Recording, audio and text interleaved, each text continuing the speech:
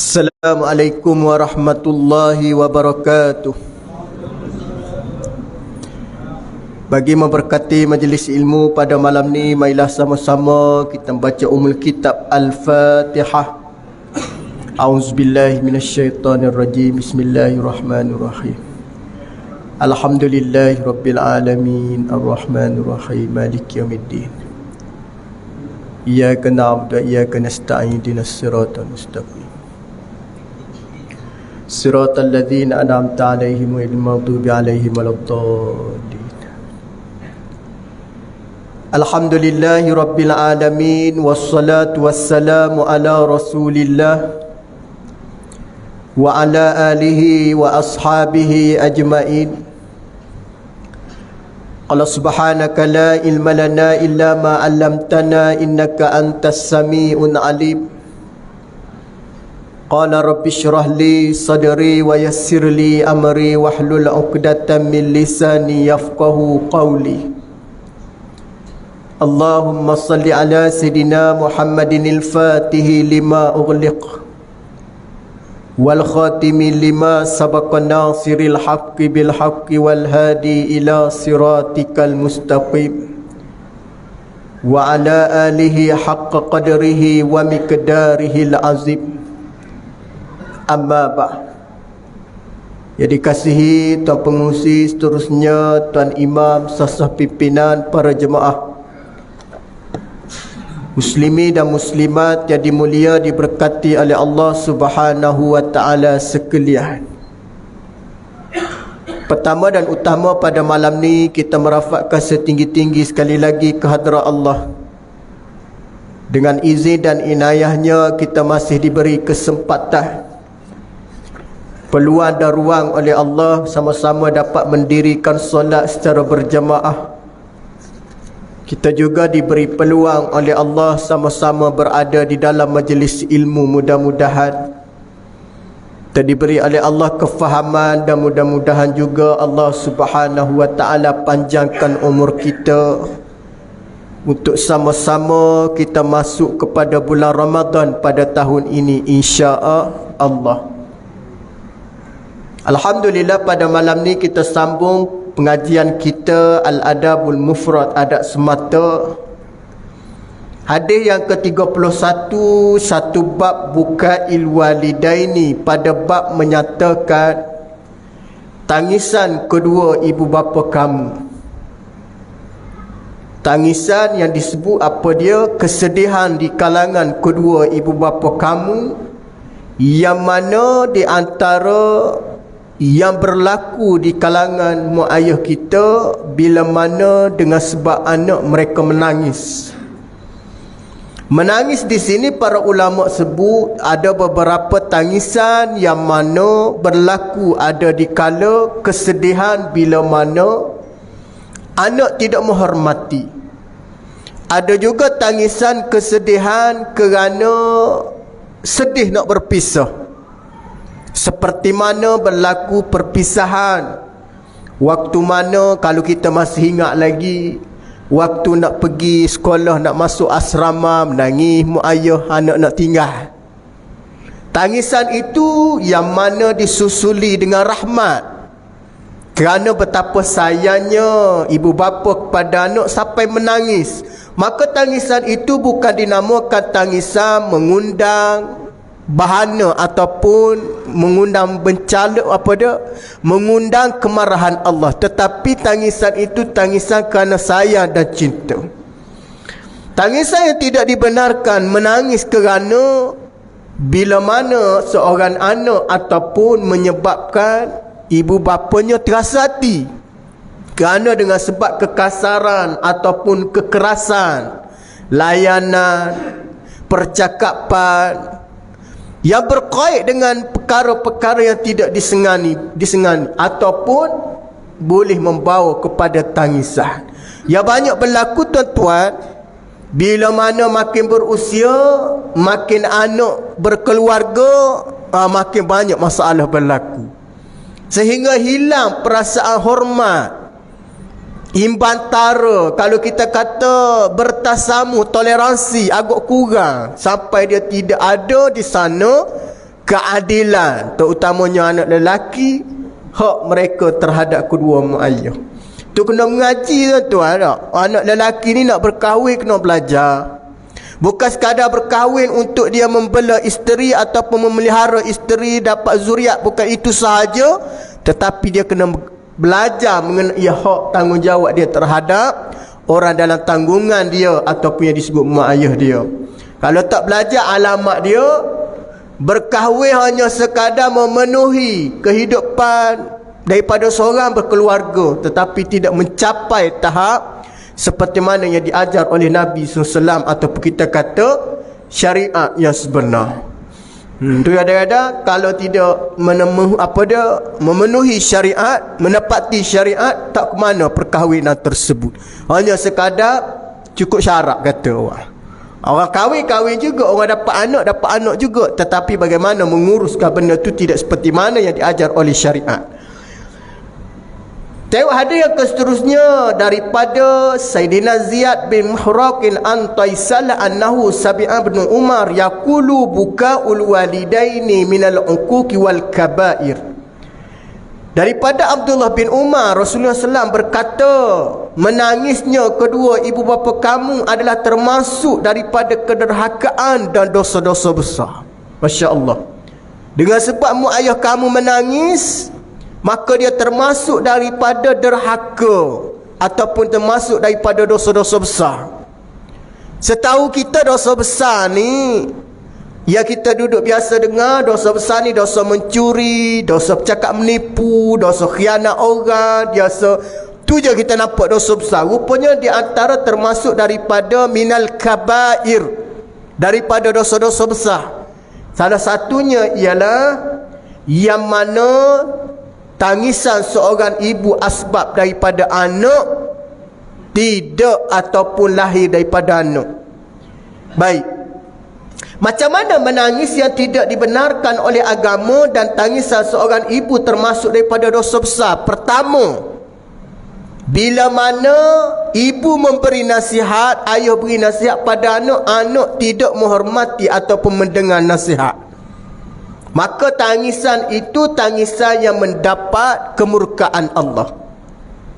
Tu kita diajar oleh agama. Kalau kita tak boleh nak dengar juga, kadang-kadang kita tak boleh nak dengar, kadang-kadang mungkin berbeza pandangan, at least kita dengar dia cakap apa dia. Soal dia kita nak ikut tak nak ikut, lain cerita, dengar dulu. Bagaimana Nabi melarang seorang pemuda didatangi pada Nabi apabila menkhabarkan penkhabaran ya Rasulullah, mak ayah aku dengan aku ni tak sehaluan je. Pertama, tidak sehaluan di sudut membuat keputusan. Kata Nabi SAW, ya fulan, wahai pemuda, wahai lelaki, hendaklah kamu mendiamkan diri di hadapan kedua mereka, maka itu lebih baik bagi kamu. Sehingga ditanya, jika mereka dalam keadaan salah sekalipun ya, maka beritahulah kamu dengan perkataan yang paling baik. Jika dia tidak boleh mendengar, maka sebaik-baik kamu diam, kerana dibimbangi kamu menyakiti mereka.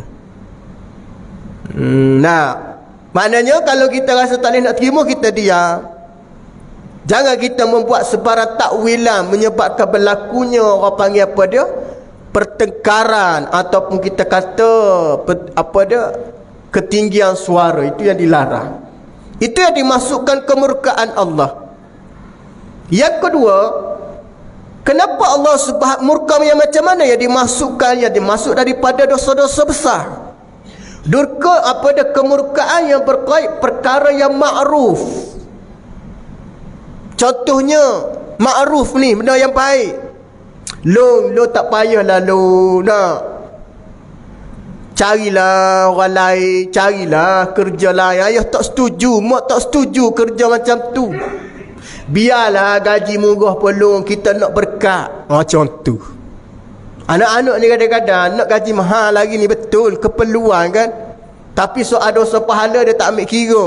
Memang kita nampak jelas, kerja tu memang ada keterlibatan dengan sumber yang haram. Kita tahu daripada perkara yang tidak diizinkan oleh agama, ataupun dikata kerja yang ada bersangkut paut dengan perkara batin. Kita tahu kita nasihat. Tak payahlah cari kerja yang elok lah sikit. Walaupun tak apalah pick up permulaan gaji tak besar, tak apa. Yang penting mak ayah nak tengok kamu cari harta ataupun rezeki cara berkat. Contohnya ada hamba Allah dapat tawaran dia kelulusan basic agama, hafal Quran. Dah hafal Quran, mengaji akademik hebat, profesional. Bila dapat tawaran setipa dengan kelulusan, gaji mahal. Tapi betul lah, dia ni anak yang soleh ni. Dia tanya mak ayah dia. Mak ayah dia pernah doa, dia kata. Arwah ayah dulu pernah doa, bila dapat anak lelaki nak jadi anak yang soleh, salah satu permintaan dia, kebetulan ayah dia meninggal. Kata mak dia, ayah nak tengok kau jadi seorang imam. Jadi anak dia ni faham imam Imam tak kisah mana imam ni, imam masjid lah, imam masjid, imam surah. Maknanya nak jadi ketua dalam solat. Mana dia kata tak apa, memenuhi permintaan. Dia tanya pandangan kawan-kawan dia. Kawan dia kata tak padan, imam kamu ni lulus terbaik, Rizak comel ni, carilah kerja. Memang, tapi permintaan orang tua. Last kali dia kata, kau tahu gaji imam berapa? Kau tahu gaji imam berapa? Memanglah tahu, tapi tak apalah sebab itu permintaan dia. Dengan izin Allah, dia buat seperti mana mak ayah dia nak. Dia berjadi imam, elok kerja, tanggungjawab, molek amanah. Orang bagi isteri, jemaah kira buat bini, buat menantu. Lepas daripada tu tentang rezeki ni, nak kata rezeki dia, berkat dia taat perintah mak ayah ni, buat baik. Betul lah pak mentua dia kaya sangat-sangat. Betul lah kahwin pula dengan anak perempuan seorang pada pak tua tu, seorang tu baik lelaki baik perempuan, anak seorang tu, Masya Allah. Memang pak tua dia sayang, mak tua dia sayang. Gak harta banyak, anak perempuan seorang boleh menantu tu imam, sayang Haji Razak. Nak lepok main hotel pun kadang-kadang, bila nak balik ni mak ayah dah sedia makan ni. Pak mentua punyalah sayang pada menantu. Kerana apa dia? Kerana dia menunaikan hak. Jadi kawan-kawan dia kata tak padan dengan entah syekh, kerja kena hebat lagi, tapi dia tahu nak jaga. Pertama, dia ingat pesanan antara kata Nabi mati anak Adam, salah satu tiga tidak akan putus. Salah satunya adalah wawaladun soleh. Ini banyak berlaku tuan-tuan hari ni. Hafal Quran, nak jaga Quran, sepaling baik platform dia jadi imam. Maknanya khidmat. Soal rezeki tu jangan bimbang, adalah daripada Allah. Yang penting usaha. Apa-apa benda pun usaha. Nak ceritanya pasal khidmat dia tadi, dengan izin Allah Ta'ala bagi rezeki. Kita selalu duduk baca tuan-tuan, wa man yattaqillaha yaj'al lahu makhraja.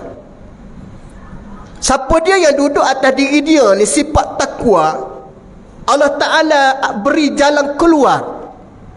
Yaj'al lahu makhraja wa yarzuq min haitsu la yahtasib. Pada masa tu tuan-tuan, rezeki kita tak boleh nak kira, terlalu banyak. Allah berkat itu, Masya Allah. Pasal apa dia? Pasal dia mendahulukan ibu dia, dan dia tidak mendahulukan keinginan. Pasal kita dua tuan-tuan, nafsu manusia inginkan manusia perkara yang baik. Apa dia perkara memenuhi tuntutan nafsu? Pertama apa tuntutan nafsu? Nafsu mesti nak hidup bebas. Ni nafsu lah ni, keinginan. Nafsu nak merasai nikmat dunia yang lebih, ni nafsu. Tu kalau kita tengok orang kaya, selagi mana kaya, selagi mana itulah dia cari harta. Selagi mana cari harta, selagi itulah tak cukup. Sampai dia lupa dia punya keutamaan dia, kerana dia dikuasai oleh nafsu. Kesan daripada ketiga, ada sifat haloba dalam diri dia. Tamak, haloba, sampai dia berkira-kira untuk melakukan perkara yang baik, menampakkan yang baik itu seolah-olah kerugian bagi dia. Itu di antara benda-benda yang dikuasai oleh lawan dia adalah tidak mengikut nafsu. Tidak mengikut nafsu macam mana? Bekerja hanya keadaan pertama memenuhi tuntutan hidup. Sampai waktu kerja, sampai waktu solat, sampai waktu balik, sampai waktu tidur. Baik, bekerja dah dapat duit banyak, tetapi dia ada matlamat. Maka duit ada tadi dia wakaf, dia sedekah bagi orang makan. Ni nak masuk Ramadan tak lama, 24 rejab dah malam ni. Duduk lebih kurang 34 hari lagi, 35 hari lagi Ramadan. Maka dia guna duit dia tadi pastikan untuk memberi kebaikan pada waktu dia hidup. Maka dia manfaat. Dan dia banyak harta, gaji mahal pun dia tidak tomok, tak halopo. Dia bagi pada orang, tengok orang susah, dia bagi. Tuan-tuan tahu tak? Nabi pernah bersabda dalam satu hadis, sifat syurga ni, kata Nabi, syurga yang kita nak masuk tak berapa lama lepas mati ni. Nak masuk syurga ni, ustaz paling tak sabar nak masuk syurga, pasal nak tengok nikmat apa dia, nak nerima nikmat Allah. Saya rasa tuan-tuan pun tak sabar nak masuk syurga. Tapi syurga ni sifat dia ada menerima ataupun tidak sabar, kata Nabi. Syurga ni pun ada tak sabar juga. Bukan setakat manusia tak sabar, syurga pun tak sabar. Di dalam satu hadis Nabi sebut, al-jannatu mustaqatun ila arba'atin nafar. Syurga ni dia tak sabar nak menerima tetamu 4 golongan. 4 golongan ni dia syurga tak sabar nak terima. Kalau kita kata syurga tak sabar nak menerima kedatangan 4 golongan. Tak. Pertama kata Nabi, siapakah yang syurga tak sabar untuk memasuki di dalamnya, untuk menerima tetamu masuk dalamnya? Pertama kata Nabi, talil Quran. Apa makna dia? Orang yang suka, orang yang gemar masa hidup dia baca Quran. Ada masa Quran, ada masa Quran. Kalau kita kata bahasa kita mudah hari ni, sikit-sikit baca Quran, sikit-sikit baca Quran. Tu makna talil Quran. Dia bukan sikit-sikit baca WhatsApp, sikit-sikit tengok Facebook, bukan tu. Itu kategori lain tu. Kita hari ni sikit-sikit buka WhatsApp, walau buka dah. Buka pula, kadang-kadang sengaja scroll WhatsApp lama-lama nak baca. Punyalah tak ada, orang panggil tak ada kerja. Sementara nak tunggu tidur, tengok WhatsApp lama-lama. Walau boleh je kita nak baca Quran. Kata Nabi, gemar Quran. Gemar baca Quran, baca Quran. Walaupun dah baca lagi. Itu makna talil Quran. Payah cara orang macam ni. Baca dah Quran, baca pula. Contoh, kita dah baca dah suratul Mulk lepas isyak bersama dengan imam kan. Boleh tak kita baca lagi? Boleh. Bila baca paling molek, sebelum kita nak tidur ambil wudu, baca sekali lagi suratul Mulk. Tak rugi tuan-tuan orang baca suratul Mulk ni. Orang tua dulu panggil surah Tabarakallazi, surah Tabah. Tuan-tuan baca surah Tabarakallazi al-Mulk ni tuan-tuan, sebelum tidur tak rugi. 30 ayat. Sama ada tuan-tuan baca dengan Quran ataupun tuan-tuan baca sebab hafal dah. Baca. Sebab lagi banyak baca, lagi banyak ingat, lagi banyak sebut, dia menjadi benteng waktu mana kita duduk dalam kubur sorang-sorang. Waktu mana malaikat datang pada kita, suratul Mulk akan menjadi pendinding. Jaga kaki, jaga anggota, jaga apa-apa dia. Maknanya kita faham daripada tu, suratul Mulk ni akan menjadi pagar untuk diri kita. Baca. Kurangkan kita baca perkara-perkara tidak memberi manfaat. Yang kedua kata Nabi, syurga nak tunggu di kalangan mereka yang nak memasuki di dalamnya. Tak sabar syurga nak tunggu. Siapa dia di kalangannya? Wahafizul lisan. Orang duduk atas dunia ni suka jaga mulut. Jaga mulut ni tuan-tuan bukan bermakna gosok gigi 4 kali sehari. Itu namanya jaga gigi. Jaga mulut ni begini, kata Hujjatul Islam, berkata dengan perkara yang baik, falyakun khaira, kecek molek. Bini buat silap tegur molek-molek, suami buat silap jangan duk meletih macam-macam, tegur molek-molek, bang salah ni bang, sepatutnya abang buat air bubuh kopi dulu, bubuh gula, bukan bubuh gula, bubuh kopi. Kadang-kadang orang lelaki abang kalau nak sedap buat air lain kali, sebelum bubuh air panas, campur dulu gula dengan kopi, gaul-gaul, baru bubuh air, tu baru sedap, kata dia. Pasal kita minum orang perempuan, kita buat sedap, kita buat tak sedap, kita bubuh gula dulu, baru bubuh kopi. Dia bubuh kopi bergula, dia kacau sudah sebati, baru dia bubuh air panas. Jadi ajar, maknanya ajar. Nah, sama juga suami, isteri buat silap sikit, ayam putar baju jubah, tercabut lah sebiji putar baju. Tengok-tengok, putar baju hilang sebiji, jangan marah, pakai jubah lain. Ni kadang-kadang marah, kadang-kadang tak khusyuk dalam solat pun ada, punyalah marah. Biasa kita orang lelaki ni kalau bini buat silap, ustaz-ustaz sendiri pun kadang-kadang kita nak pakai jubah ni contoh, tiba-tiba sahut, cabut, buta baju. Mari kita fikir balik, mungkin orang rumah aku ni sibuk dengan anak tadiku, tengah hayung tak disangkut, kena buta baju dah. Jangan marah tuan-tuan, jangan. Perkata benda yang baik, kata Nabi, wahafizul lisan, jaga mulut. Kalau orang sebaik-baik jaga mulut ni, orang yang boleh jaga dan dia tidak bercakap benda yang mendatangkan sakit hati pada orang. Sebaik-baik pada siapa? Ahli keluarga. Ada orang dengan isteri, dengan anak kasar, dengan orang luar baik, ada juga. Itu salah tu, di segi format dia tak betul tu. Dia menyalahi cara Nabi. Dengan suami, dengan isteri, suami dengan isteri, bukan main lagi marah. Tapi dengan kawan-kawan dia, ni rapat tegur. Jangan dengan isteri kita kena, apa panggil apa dia? Bertolak ansur. Jangan marah. Alah ustaz tak berasa lagi, ustaz dah berumur, sikit lagi ustaz akan rasa seperti mana saya rasa. Biasa begitulah. Tak apalah, sekadar kita kata cara yang sebenarnya jaga mulut. Pasal apa dia? Allah Subhanahu Wa Ta'ala bagi manusia mulut satu, dia tahu. Telinga berapa? 2. Kalau tuan-tuan fikir balik di segi ni kena fikir menggunakan akal, terjemuh dengan iman. Kenapa tak buat mulut 2? Yang satu tu pun tak boleh nak kontrol dah kalau 2, wallahu a'lam. Kenapa Allah Ta'ala buat telinga 2? Banyak mendengar, banyak berfikir. Walaupun Allah Ta'ala cipta telinga 2, mulut 1, tetapi peranan telinga ni lebih besar tau. Lebih besar berbanding mulut.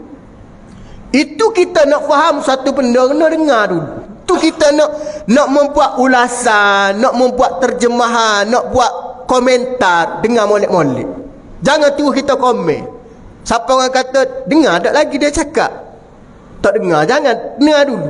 Peranan telinga tu 2 dia buat. Telinga dia 2 bermakna nak meimbangi, tak boleh dengar satu sahaja. Kiri dengar, kanan dengar. Maka kita dengar, baik, ni baru betul. Mulut 1, telinga 2 bermakna hidup kita ni kena banyak mendengar apa pandangan orang ataupun nasihat, berbanding daripada kita berbicara. Tu Abu Zar Al-Ghifari menyebut, ad-dinun nasihah, kata Nabi, agama ni nasihat. Dengar. Nasihat kepada siapa? Nasihat mereka untuk Allah, dengar percaya pada Allah, wali rasulih, dan kepada Nabi. Makna banyak dengar. Boleh jaga mulut, termasuk ustaz sendiri pun. Tapi banyak orang lelaki ni dia sabar tau. Sabar. Tu diajar oleh agama. Jadi kalau kita kata kalau berlaku, orang panggil apa dia, berlakunya menyebabkan berlaku ketinggian suara dalam rumah, maka suami kena redakan. Kalau isteri dak sebenarnya, dia makin tinggi, dia sebab dia penat. Satu lagi kuasai nafsu dia. Orang lelaki kena cool down, relax. Bini marah, lelaki relax. Ini banyak berlakulah cara-cara yang diajar oleh Nabi. Suami kena banyak sabar. Nak sabar sampai masa kena nasihat cara betul. Yang ketiga kata Nabi, wa yut'imul ji'an, suka beri makan orang lapar. Apa dia? Beri makan orang lapar ni di antara orang yang mana layak dan menunggu mereka oleh syurga memasuki ke dalamnya. Bagi makan. Jangan bagi makan orang kenyang. Orang kenyang tak boleh tahu. Orang kenyang ni kadang-kadang membawa kepada pembaziran. Bagi makan orang kenyang. Itu kalau kita nak belanja orang, kita tanya, Syekh Etan nak makan tak? Anak tak nak makan, nak minum je. Jangan order makan tahu. Nanti dia tak makan, membazir. Jadi order minum. Orang lelaki ni kebiasaan kalau pergi makan kedai jarang sangat nak buku balik ke bini. Tak tahulah kenapa. Termasuk ustaz sendiri pun. Tak tahulah kenapa. Memang azali macam tu ke, ataupun disebabkan pengaruh berkawan. Fikir balik, kalau buat balik banyak soal jawab dia. Makan mana, dengan siapa, berapa harga, sedap dak, Allah tanya. Tu soalan dia. Apa makan dengan siapa? Siapa belanja? Berapa harga? Kedai mana? Pelayan ada dak? Allah, banyak soalan dia. Mengalahkan soalan yang malaikat nak tanya dalam kubur sikit lagi. Tanya. Jadi malah nak tanya tu, pakai kita tutup buku, tak payah balik. Walah boleh je buku buat balik. Kata orang Jawa, barakah. Berkat. Buat balik ya tuan-tuan. Soalnya buat balik, kita boleh bagi dia makan, beritahulah. Satu lagi yang kedua, kita nak belanja orang makan, jangan belanja orang kenyang. Kebanyakan orang kenyang tadi, dia tidak makan habis, membazir. Iaitu Nabi sebut, wa yut'imul ji'an, bagi makan orang lapar, orang betul-betul lapar. Nasi bujar, nasi goreng, kampung, nasi apa benda, whatever lah, benda biasa, dia makan habis. Dah. Satu lagi, Nabi sebut, jangan terlalu kenyang makan. Kita kena jujur tahu, dengan Allah, dengan diri kena, dengan keluarga jujur. Terutamanya apabila kita dah makan, selesai hak kita ke atas tubuh kita. Dilarang oleh agama menyumbat semula perut dah kenyang, makan lagi. Dilarang dah kenyang, makan pula, larangan. Jadi kalau kita dah makan, masjid surau dah jamu makan, kenyang dah. Jadi cerita pada isteri, Yaya malam ni abang tak makan sebab surau dah bagi makan. Isteri kita kena cerita pada dia, dia masak dah. Tak apalah, masak simpan. Tak dapat air makan, esok perangai ikut whatever lah. Yang jadi hari ni, orang lelaki tak cerita pada isteri dia makan tu. Konon-konon nak jaga hati isteri dia, dia pergi makan pula. Ya itulah kena penyakit banyak hari ni sebab makan. Ustaz-ustaz ni banyak kena penyakit sebab itulah. Itulah dia pergi makan dah, lepas kuliah tu jemaah hajat makan pula kedah. Balik rumah tu dia takut bini dia makan, catat dia makan dah ni kedah, dia pergi makan pula. Atas alasan nak jaga hati isteri. Ui, kena 30 hari buat perangai macam tu tuan-tuan. Mula-mula kuliah tu saya S je jubah dia. 2 tahun triple SL. Tuan-tuan. Tu dia tahu apa dah. Sebab hak atas kita memenuhi tubuh kita, jangan makan terlalu lebih. Dalam Al-Quran Allah Ta'ala sebut, wa kulu washrabu wa la tusrifu. Makan minum tapi jangan over, jangan berlebihan. Tu ustaz tak besar sangat duk halus begini. Tuan-tuan, jangan tuan-tuan, tamu ibadah. Iaitu Nabi sebut, rebut peluang. Jangan tunggu sakit baru kamu nak beramal. Beramallah waktu kamu sihat. Jangan nak tunggu sepit, lapang kamu beramal. Apa makna dia? Jangan mengundang penyakit, yakni makan lebih, makan banyak.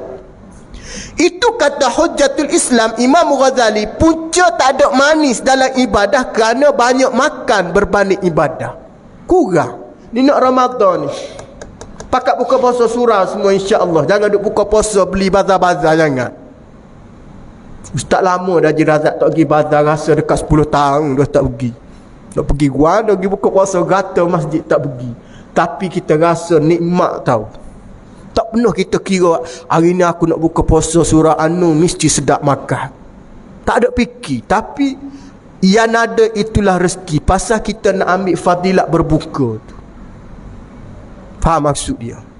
Tak tu Ramadan ni. Tak. Suami Ramadan jangan mengada-ngada dengan isteri. Jangan duk minta buat tu, minta buat ni. Oh, Kelantan ni suka jenis makan singa daging. Nak minta nasi kerabu solok lada, macam-macam. Payah tu. Makan yang mana ada je. Jangan menyusahkan isteri sebelah bulan dia susah. Bulan Ramadan makan mana ada memenuhi nak ambil fadilat berbuka je. Ni kadang-kadang minta ondel-ondel lah, buah kekocah lah, macam-macam. Jangan minta penuh plek-plek. Kuih tadi yang mana memenuhi untuk dapat fadilat berbuka, manis sedikit, tambah tenaga. Betul tak? Sebelah bulan dia menyusah dia. Apa dia? Masuk Ramadan ni jangan menyusah isteri, bagi dia rehat. Dia nak baca Quran, dia nak rehat, dia nak tadarus, dia nak apa dia, solat malam. Banyak benda dia nak buat. Kita restkan dia. Kita orang lelaki mari makan surah. Kalau ada peluang bawa isteri makan surah, berbuka puasa sekali. Sahur tu jangan duk ngada-ngada lebih-lebih lah. Sekadar ambil fadilat sahur. Nah, insya-Allah tuan, kalau kita istiqamah benda macam tu, penyakit kita Ramadan boleh potong penyakit sebenarnya. Yang ketiga kata Nabi, wa yut'imul ji'an, bagi makan orang lapar. Hatta no muslim sekalipun kita boleh bagi makan. Dia ni kawasan bandar ni tuan-tuan, mudah sangat nak bagi orang makan. Tengok, hari ni orang datang kolek sampah dengan lori sampah kan. Pagi-pagi dia akan datang. Warga foreigner banyak. No muslim ada pun dia. Tuan-tuan nak dapat pahala, tuan-tuan buku siap-siap makanan, letak apa dia, tuan-tuan bagi dia makan. Besar pahala. Dia tidak khusus pada muslim saja tau. No muslim yang lapar, Nabi sebut orang yang lapar. Tak kira siapa dia. Sekiranya binatang yang lapar kamu bagi makan pun dapat pahala. Tengok binatang lapar bagi makan. Miau, miau, ambil bagi makan.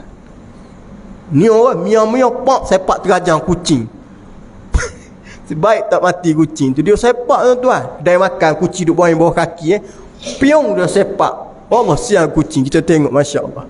Kupiuh atas kepala tu tak, sepak kucing. Punyalah baik punya pakcik punya puan kan. Sepak kucing, kupiuh atas kepala. Duk ada rezeki kucing mari miau bawah dia sepak terajang kucing. Ada yang pijak kucing, berlari kucing. Dia baik tak mati, tak ada mengucap dia lari tuan. Tapi nak cerita apa dah? Kita ni tidak amanah dengan nikmat rezeki. Dia minta tu sebenarnya nak beri pahala pada kita. Share lah sikit, kongsi lah. Yang keempat kata Nabi, wasa'im fi syahri Ramadan. Orang yang berpuasa di bulan Ramadan. Ada setengah riwayat kata orang yang tidak sabar nak masuk Ramadan. Kita semua ni tak sabar kan? Maka orang ni termasuk di kalangan syurga sedang menanti. Boleh 4 golongan. Kata Nabi apa dia? Orang yang mana dalam keadaan, yang hidup dia dalam keadaan yang mana nak dapat, orang panggil syurga sedang menunggu kedatangan dia. Talil Quran, wa hafizul lisan, wa yut'imul ji'an. Yang keempat kata Nabi, wasa'in fi syahri Ramadan. Ustaz rasa pak-pak ni ada di surau kita, insya-Allah. Takkan tak ada. Nah, ambil 3 ke, ambil semualah pak-pak. Nah, baca Quran banyak. Apa dia? Lazimi Quran. Iaitu kata Nabi maknanya menderhakai di sudut dalam bab ketaatan, yakni tidak berkata perkara makruf, perkara yang baiklah.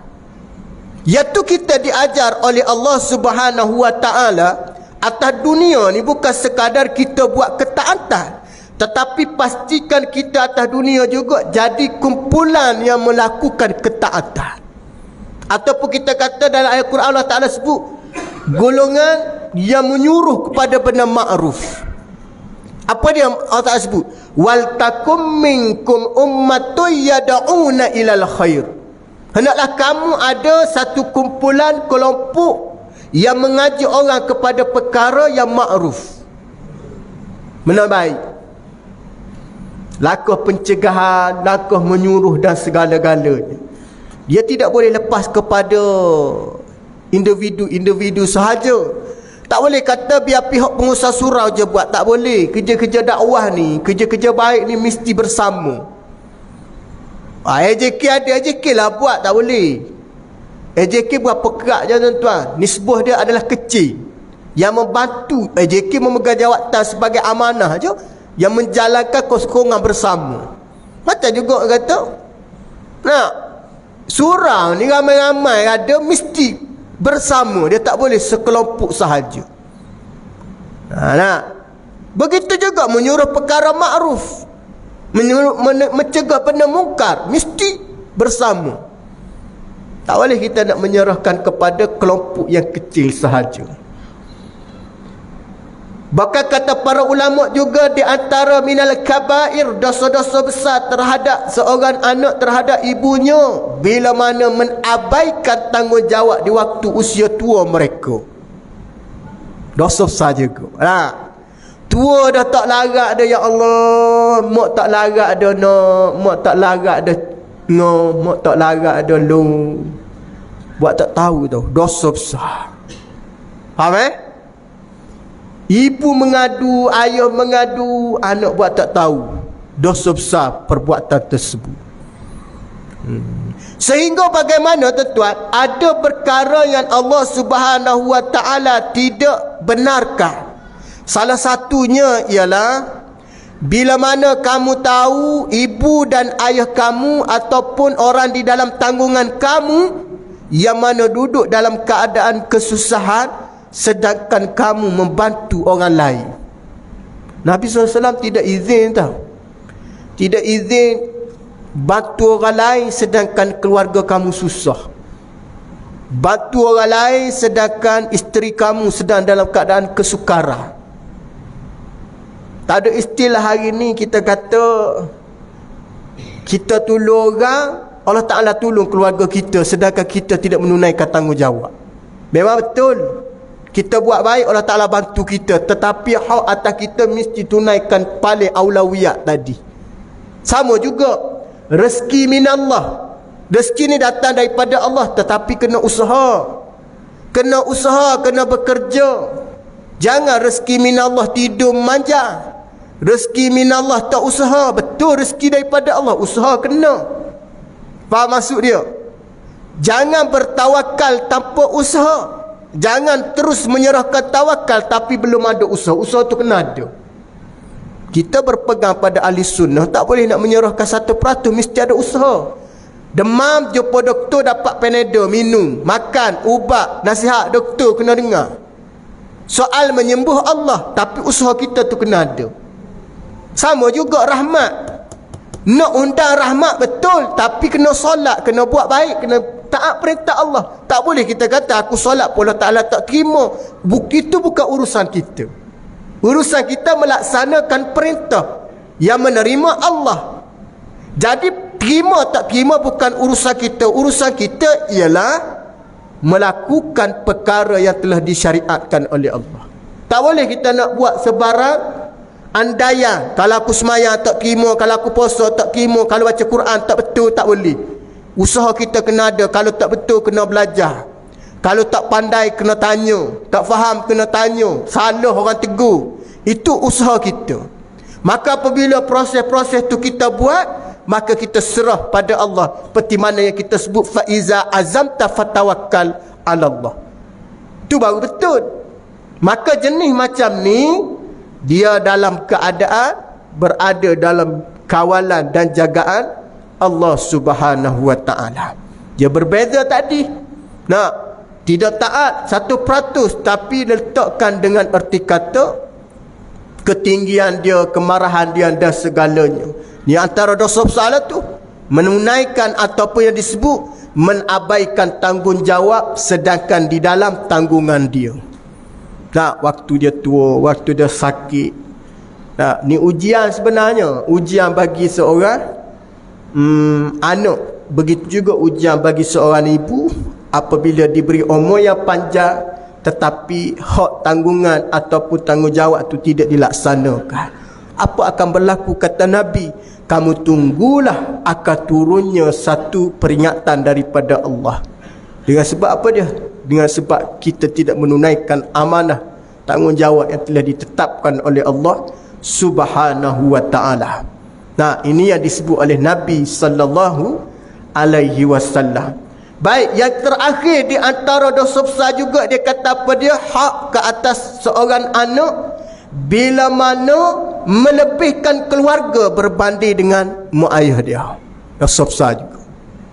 Lebihkan keluarga maknanya keluarga dah cukup mewah, tetapi mak ayah dia masih dalam keadaan kekurangan, mengabaikan tanggungjawab lebih kepada keluarga.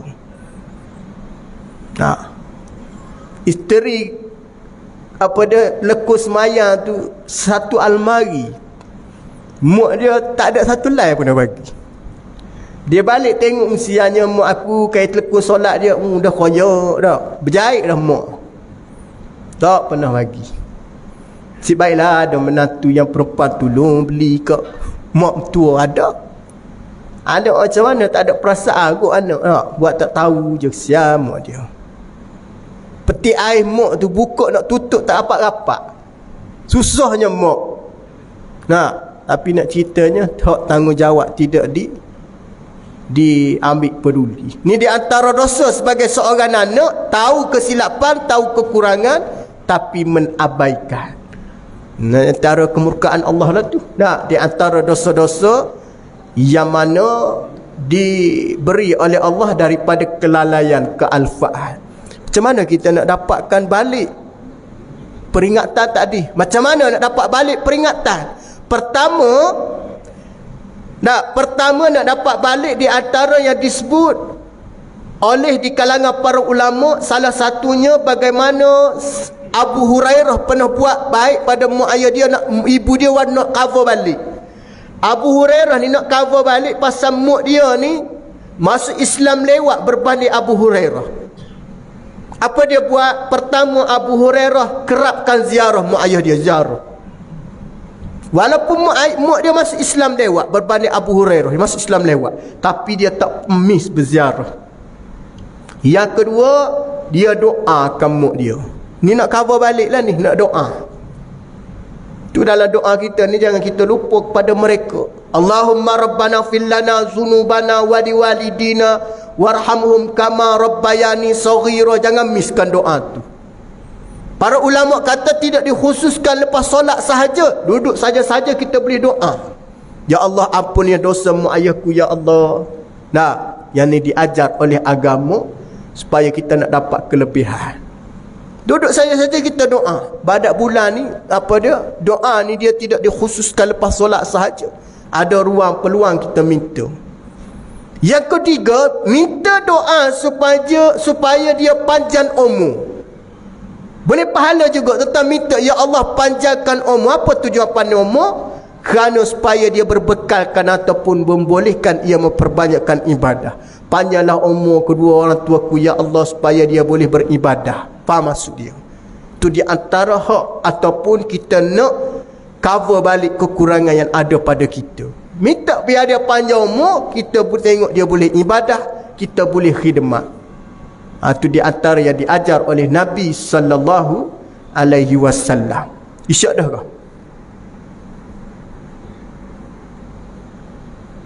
Azan.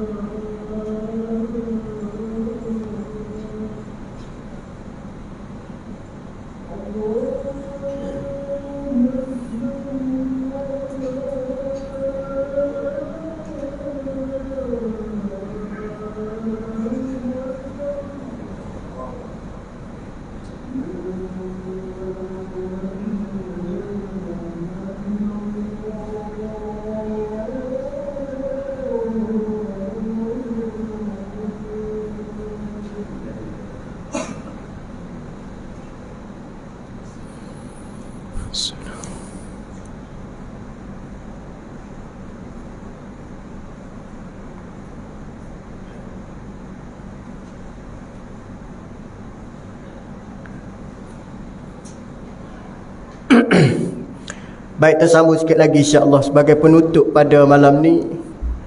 Bagaimana di antara khidmatnya supaya kita tidak termasuk daripada melakukan dosa besar. Maka kalau kita tengok ada kisah yang berlaku kepada seorang sahabat Nabi sallallahu alaihi wasallam. Selain daripada kita tengok, kita pernah dengar kisah sahabat pemuda yang bernama Uwais, tapi ada seorang juga para sahabat bernama Sa'ad bin Abi Waqqas ni di antara sahabat Nabi yang kita tengok dia memeluk Islam, antara yang paling awal juga memeluk Islam. Tetapi sayangnya beberapa perkara yang berlaku kepada sahabat Nabi ni ataupun Sa'ad bin Abi Waqqas ni, ibunya tidak Islam. Ibunya tidak Islam. Tengah riwayat kata Sa'ad bin Abi Waqqas ni dia masuk Islam pada umur yang muda. Mana kata di dalam usia yang muda dia sudah kembali ataupun sudah memeluk agama Islam. Walau bagaimanapun yang paling kita tengok akhlak Sa'ad bin Abi Waqqas ni tuan-tuan, walaupun dia Islam, walaupun dia masuk Islam, beriman pada agama yang betul, tetapi dia masih dikenali di antara sahabat Nabi yang tidak miss hubungan dengan mak dia. Tu sahabat Nabi ni beramal. Apabila tengok perangai seorang sahabat yang bernama Sa'ad bin Abi Waqqas ni, dia mesti ada masa untuk mak dia, walaupun mak dia masih keadaan tidak Islam. Mana nak ceritanya, dikenali juga pada masa tu perangai Sa'ad bin Abi Waqqas ni tidak membelakangi ibu dia. Dia senantiasa mengadakan hubungan. Dia sentiasa, orang panggil apa dia, cinta pada ibunya melekat sampai usia dewasa. Ibu dia di antara dikata, setengah riwayat kata ibu kepada Sa'ad bin Abi Waqqas ni ialah di antara wanita yang mana tegar penyembah berhala. Kalau kita kata pemegang kuat pada agama lah, agama bukan Islam. Sebenarnya tuan-tuan, Agama-agama sebelum kedatangan Islam, mereka ni banyak menggunakan sembahan-sembahan yang mereka rasakan itu yang terbaik. Sebab dia tengok benda kelainan, maka dia jadikan kelainan itu sebagai sembahan. Tu kalau kita tengok, dia reka cipta, dia sembah. Dia buat-buat, dia sembah. Nak cerita apa dia?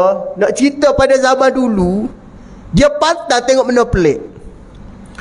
Di akhir mari ni pun ada juga manusia yang tengok benda pelik, tapi dia tidak nampak sembahan secara seperti mana sembahan-sembahan yang kita tengok Allah tawal Uzza, patung berhala, tapi skrip dia lebih kurang. Kalau kita tengok mudah hari ni begini, ada orang dia minat kepada satu hiburan. Hiburan tadi boleh kategori sebagai benda yang melalaikan dia dan boleh menyebabkan dia hilang tumpuan kepada asas keutamaan dia. Dengan sebab hiburan, solat tinggal. Ada orang minat dengan permainan, minat dengan bola sampai lupa nak sembahyang maghrib. Bukan lupa, buat-buat tak tahu je sembahyang maghrib, pasal nak tengok final bola. Bolehlah kita kata dia sudah jadi, orang panggil apa dia, model ni cara dia berbeza, tapi begitulah cerita dia. Ada orang minat dengan suatu permainan, permainan itulah menyebabkan dia jadi lalai pada Allah. Dia ni tuan-tuan, nak jadi menyekutukan Allah ni tidak semestinya kita sembah patung berhala saja. Jangan duk nampak menyekutukan Allah sembah lembu, sembah kerbau, sembah patung berhala, tidak. Tetapi ada secara yang kita tidak sedar boleh berlaku perkongsian menyebabkan kita hilang tumpuan utama kita, menyebabkan kita berbelah bagi dengan orang panggil syariat ataupun kewajipan yang Allah tetapkan. Itu dalam isu orang syirik ni tuan-tuan, Allah Ta'ala tidak benarkan sesekali kita nak berkompromi dengan mereka. Sehingga Allah Ta'ala tegur Nabi SAW. Antara ayat Allah Ta'ala tegur Nabi, maka nali nabiyyin walladzina amanu an yastaghfiru lil musyrikin walau kanu uli qurba min ba'di ma tabayyana lahum annahum ashabul jahim. Tidak dibenarkan kamu wahai para nabi dan para rasul, walladzina amanu, dan orang-orang beriman. Apa dia Allah Ta'ala tidak benarkan? An yastaghfiru lil musyrikin, kamu meminta keampunan kepada Allah terhadap orang-orang yang syirik pada Allah.